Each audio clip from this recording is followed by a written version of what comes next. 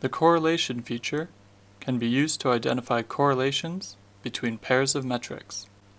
You can use your own watch lists, industries, peers of stocks, and individual stocks to measure correlations.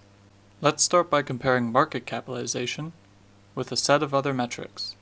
By using market capitalization as our primary metric, we can learn more about how a set of stocks are valued, as we can see what metrics investors are likely using to value these companies.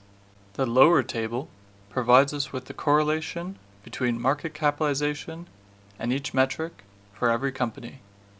Each column can be sorted in ascending, descending, and default ordering. The upper table shows us the overall correlation for each metric and the average of the correlations in the companies table. The average correlation can be adjusted by filtering companies. To update the overall correlation, you need to remove a stock from the analysis. When there is a cluster of data points towards the bottom left of the plot, it is useful to change to the logarithmic view, as this can better show the relationship between the two metrics. In this example, gross profit is the most relevant metric for valuing this set of companies. This is because its overall and average correlations are both relatively high.